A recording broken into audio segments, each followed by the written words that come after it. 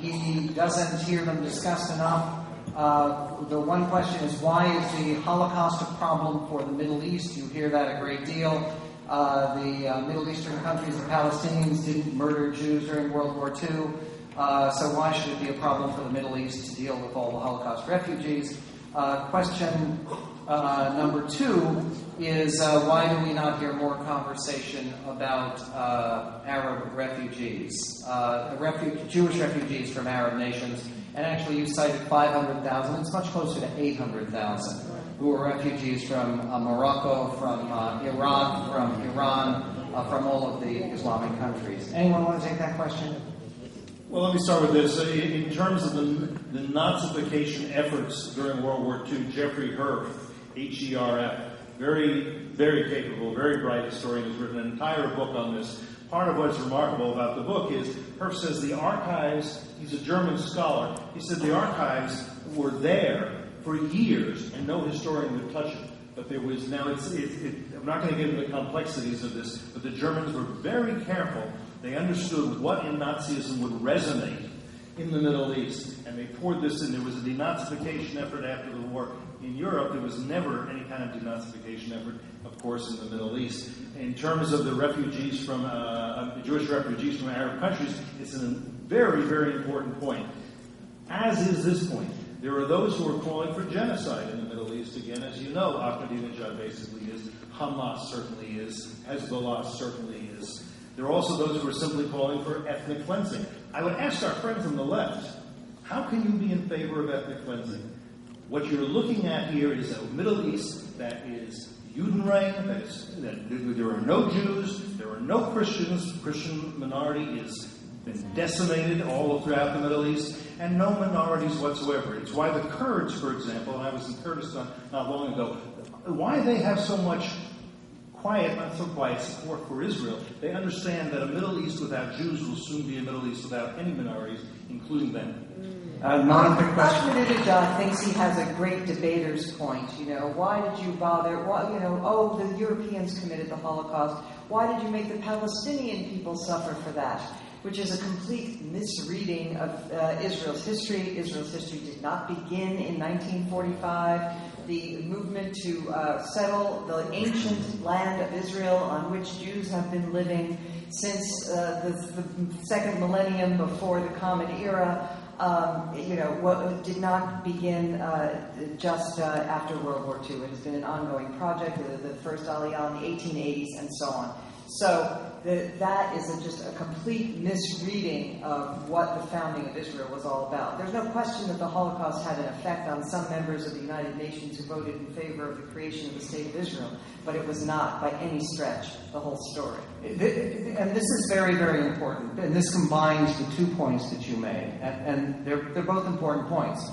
By any demographic analysis, the percentage of the Israeli population that is descended from Jews of Middle Eastern countries is 5 times larger than the percentage of Israel made up of Holocaust refugees. Israel had a population, the Yishuv had a population of just a tad under 600,000 at the beginning of the war. And the British sealed off the land of Israel from any refugees from Nazi Germany. They had the infamous white paper. The whole idea that Israel is populated by survivors from Hitler. Yes, there are many Holocaust survivors in Israel, but far more refugees from the Islamic states in the Middle East, which deliberately didn't formally expel Jews, but smiled upon riots and persecution that drove them out of their homes. Speaking of riots and persecution, David Horowitz, the second question quickly to you from Arnold Gold. Is it getting better out there on college campuses in terms of fighting the Islamo-Nazis? Well, the politics is always dialectical, if you will. It's getting a lot worse from the point of view of the Jew hatred that's open and organized on college campuses. There are now the Muslim Students Association is an arm of the Muslim Brotherhood, It's part of the terrorist jihad. It's coddled. There are 650 Muslim students organizations. It's really the only Muslim student organization on campuses. Tremendously favored by all university administrations. I'll give you one choice example. I've spoken at 400 campuses. I've only been banned on one, which is the University of St. Louis, a Catholic institution in St. Louis. Of course, they don't ban you. They throw all these obstacles. So they said if I appeared, there had to be somebody framing the evening with Catholic values. Of course, I accepted that, and that's why we haven't heard back from them anyway.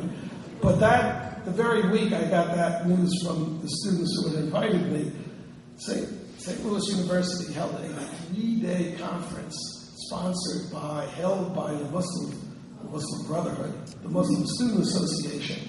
And I looked over the agendas, and one of the panels was to defeat the argument that Islam discriminates against women in any way, and to show why, and these are the words, Islam is the perfect religion. This is a Catholic school.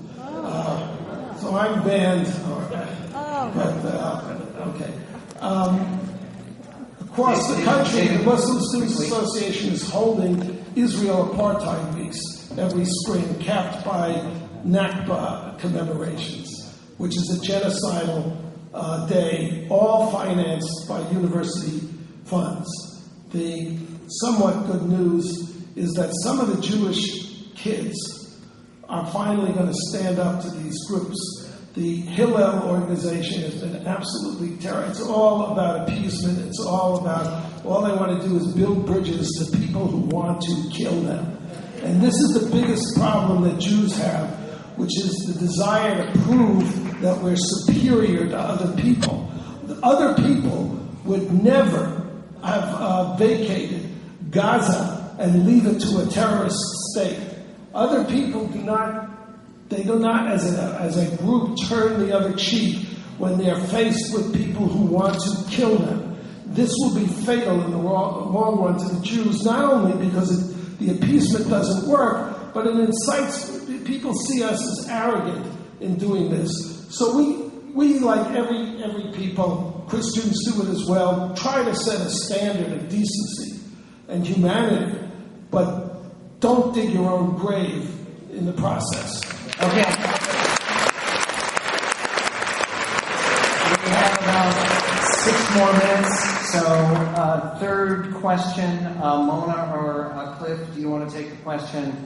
Is it possible to reform Islam, or is Islam ultimately unreformable? I'll start. Look, Islam is about 700 years younger than Christianity. 700 years ago, Christianity was dominated by the Spanish Inquisition. I think it's very possible that you could have a mellowing of Islam over the next 700 years, but we don't have 700 years to wait. They say history repeats itself, but in each round the weapons get more lethal. And that's clearly the case right now. I will tell you this. Look, I know Muslim reformers, serious reformers, and they are incredibly courageous individuals. There are Muslim moderates. The moderates, I would say, are sort of on the fence. They're not going to risk their lives either way. Plenty of Muslims out there who are traditionalists and who really don't want to be into a fight. The real problem is this, that the money and power in the Islamic world is where? With Saudi Arabia, which has the Wahhabi strain of Islam, which is belligerent, and in the Wahhabi mosques every Friday night in Saudi Arabia, they preach that Christians and Jews are vermin, and Wahhabism leads directly to bin Ladenism, because if we're vermin, somebody has to exterminate us. And then you have the money and the power that Iran has. Why is there so much money and power in Saudi Arabia and Iran? Well, because of oil. That's why. Because American engineers found oil beneath Saudi soil in the 1930s, because European inventors came up with the internal combustion engine. So long as we were addicted to oil, and so long as most of it in the world, we are in a very difficult situation because money is fungible with power in any society or situation, and that is what is going on right now. So part of the race we're running right now is, can we get off this addiction to oil and have a diversity of fuels so that we are not doing what we're doing right now, waging a war and funding both sides generously. Okay, fourth question.